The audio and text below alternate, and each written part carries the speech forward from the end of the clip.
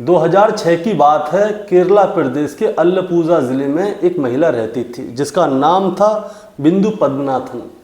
वो महिला घर में अकेली रहती थी, संपत्ति बहुत सारी थी और अच्छी तरह से जीवन काट रही थी। लेकिन दोस्तों, ये महिला अचानक से गायब हो जाती है। इसके परिवार के लोग इसे ढूंढते लेकिन नहीं मिलती। इसके बाद ऐसे ही करके एक महिला और होती है आयशा, जो कि 2012 में गायब हो जाती है। इसके बाद 2020 में एक और महिला होती है जिसका नाम होता है सिंधु, वो भी गायब हो जाती है। ऐसे ही करके ना जाने कितनी महिलाएं गायब हो गईं, लेकिन किसी के बारे में कुछ भी पता नहीं चला। लेकिन इन सब महिलाओं में एक चीज़ सेम थी। सेम क्या था? सेम ये था कि ये सभी महिलाएं अपने घर में अकेली रहा करती थीं और इनके पास अपनी ही संपत्ति थी, यानी कि संपत्ति की मालकिन खुद थी। लेकिन ये सभी एक एक करके गायब होती जा रही थी। ये 2-4 नाम तो मैंने सिर्फ आपको बताए हैं, और भी ना जाने कितनी महिलाएं गायब हुई होंगी, किसी को पता ही नहीं। लेकिन दोस्तों, अभी जुलाई 2025 में एक आदमी का नाम सामने आया है और उस आदमी का नाम है सिल्वेस्ट्रियन सीएम। उस आदमी का नाम सामने इसलिए आया है क्योंकि उसे केरला की पुलिस बता रही है कि ये एक सीरियल किलर है। अभी घोषित नहीं हुआ है ऑफिशियल रूप से कि ये एक सीरियल किलर है, लेकिन ये आदमी क्या करता था दोस्तों, एक ऐसी महिला को ढूंढता था जो कि अकेली हो, परिवार में कोई ना हो, संपत्ति खूब सारी हो। उनकी संपत्ति को हड़प लिया करता था, सोने चांदी के जो आभूषण होते थे उनको ले लिया करता था। उसके बाद उनकी हत्या करके उनकी बॉडी को गड्ढे में कहीं पे आसपास के एरिया में गाड़ दिया करता था। दोस्तों, आखिर ये सब कुछ ये करता कैसे था, इसके पास ये महिलाएं पहुंचती कैसे थीं? आज की कहानी सिल्वेस्ट्रियन के ऊपर है। आखिर ये आदमी ऐसा क्या करता था इस पैसे का, और महिलाएं से संपर्क कैसे होते थे इसके कि अकेली महिला ढूंढी, उसकी संपत्ति इसने हड़पी, उसके बाद उसकी हत्या कर दी। दोस्तों, कहानी शुरू करूंगा उससे पहले मैं बस आपसे यही कहना चाहूँगा कि आप मेरे चैनल पर नए हैं तो चैनल को जल्दी से सब्सक्राइब कर दीजिएगा, ताकि रोजाना रात को 8 बजे मैं आपके लिए एक सच्ची घटना की कहानी लेकर आ सकूं। नमस्कार दोस्तों, मैं गौरव शर्मा और आप देख रहे हैं गौरव शर्मा सफ़र।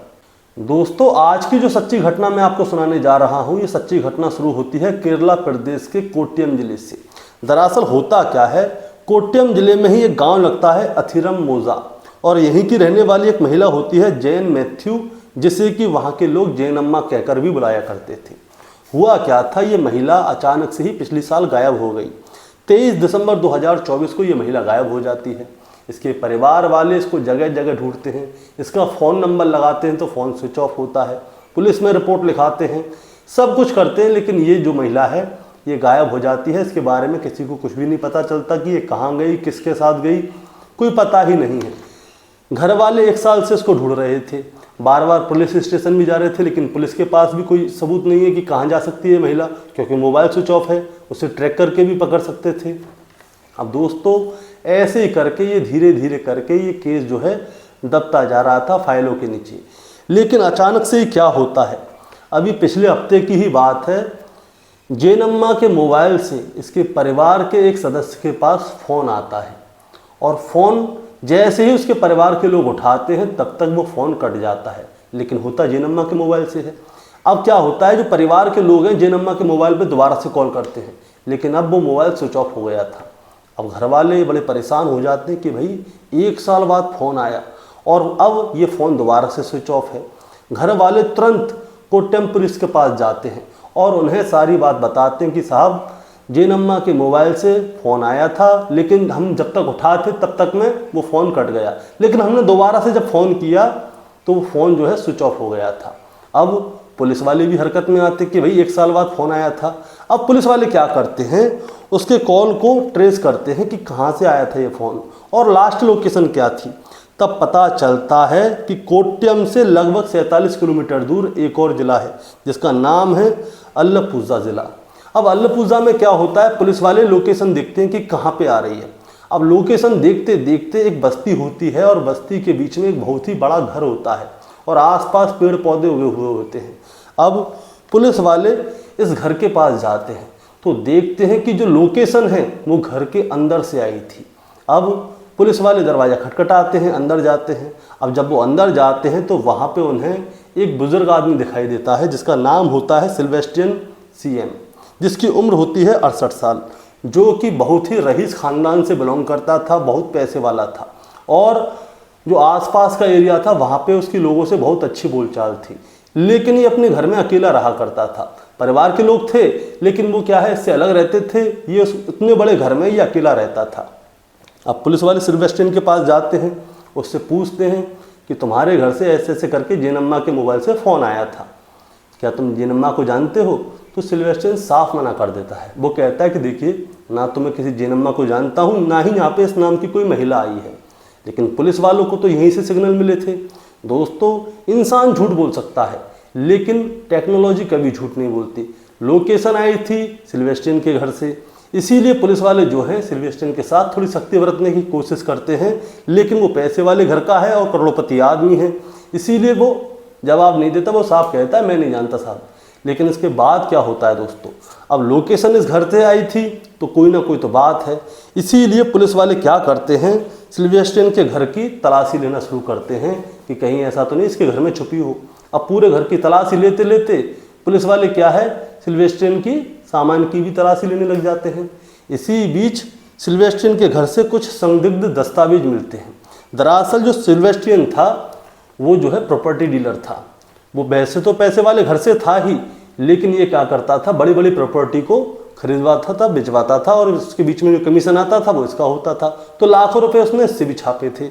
अब जैसे ही संदिग्ध दस्तावेज सामने आते हैं तो अब पुलिस वाले जो है सिल्वेस्ट्रियन के साथ सख्ती बरतने लगते हैं।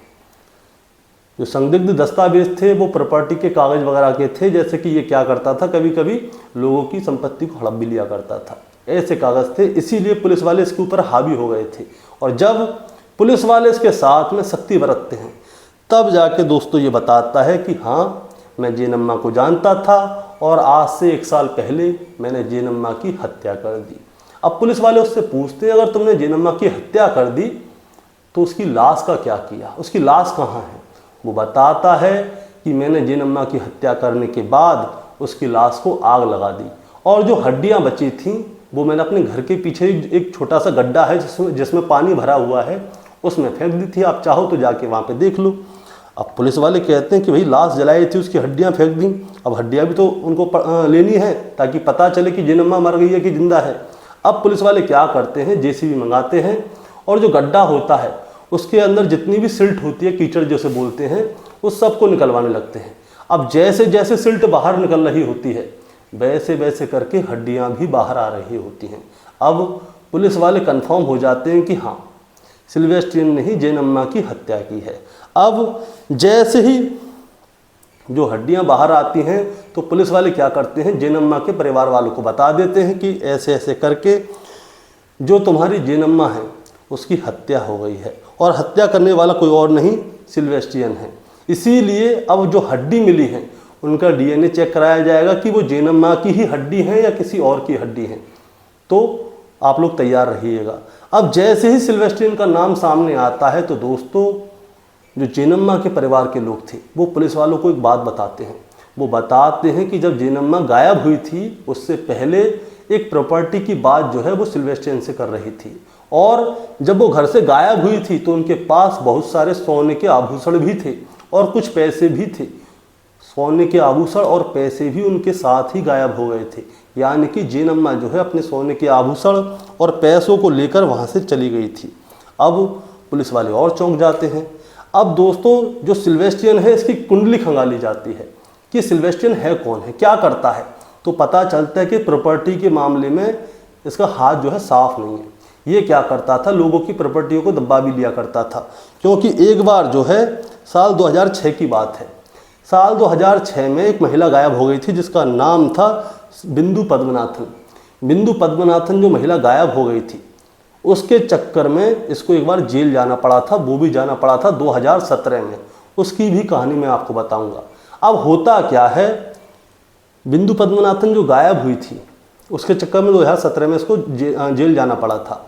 अब पुलिस वाले देखते हैं कि यहाँ से कितनी महिलाएं गायब हुई हैं, क्योंकि एक महिला के बारे में तो पता चला है, एक एक करके अब जितनी भी महिलाएं गायब हुई थी उन सबके बारे में जानकारी ली जाती है।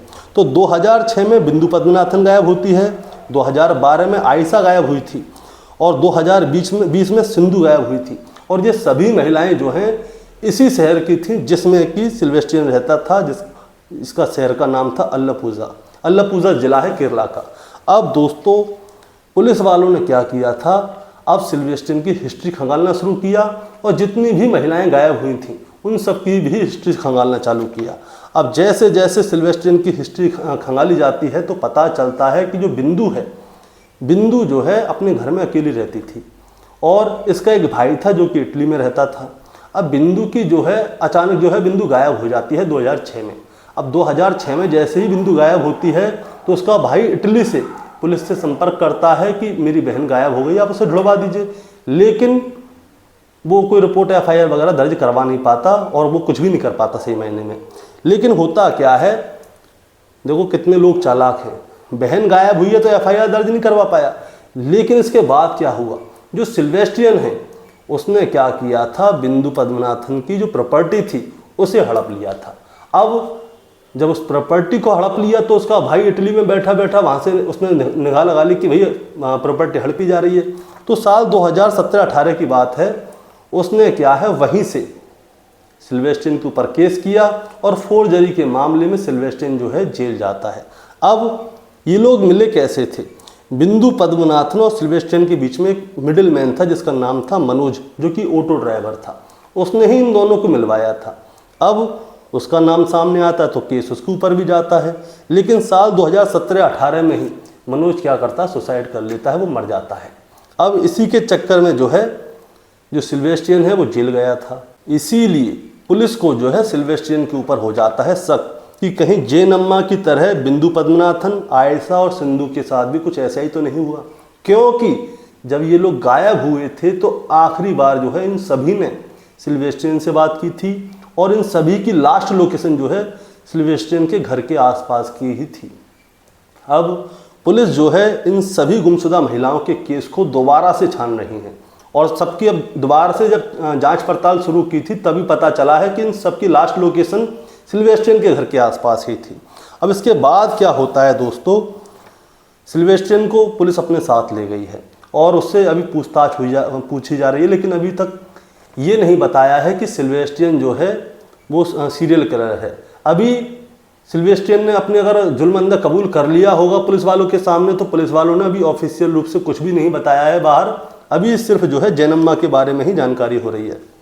अब इसके बाद क्या है दोस्तों, पुलिस को जो है सिल्वेस्ट्रियन के ऊपर पूरा शक है क्योंकि उसके घर से अलग अलग जगह से भी हड्डियां मिल रही हैं।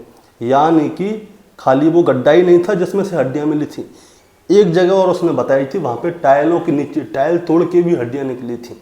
अब पुलिस जो है सिल्वेस्ट्रियन से सख्ती से पूछताछ कर रही है और अभी ये 4 महिलाएं ही हैं तो 4 महिलाएं हैं या इनसे ज़्यादा भी कुछ महिलाएं हैं। अभी सिर्फ 4 महिलाओं के बारे में जानकारी है, उससे और भी जानकारी ली जा रही है कि कहीं ऐसा तो नहीं ये किसी और में ये 4 महिलाओं के अलावा कुछ और महिलाओं के संपर्क में भी हो जिनके बारे में उसे पता ही नहीं है। क्योंकि जैन-अम्मा जो है वो कोट्टम जिले की थी, लगभग 47 किलोमीटर की। हो सकता है कि और भी महिलाएं हों जो कि दूर रहती हों जिनके बारे में FIR दर्ज की गई हो लेकिन पुलिस को पता ही ना चली हो। अब पुलिस जो है सिल्वेस्ट्रियन से पूछताछ कर रही है और जो जो कड़ी सामने आएगी दोस्तों मैं आपको सारी चीज़ें अपनी कहानी में बताऊंगा। और आपका क्या कहना है इस कहानी के बारे में आप ज़रा हमें कमेंट में ज़रूर बताइएगा। चैनल पे नए हैं तो चैनल को सब्सक्राइब करके जाइएगा ताकि रोज़ाना रात को 8 बजे मैं आपके लिए एक सच्ची घटना की कहानी लेकर आ सकूँ। नमस्कार।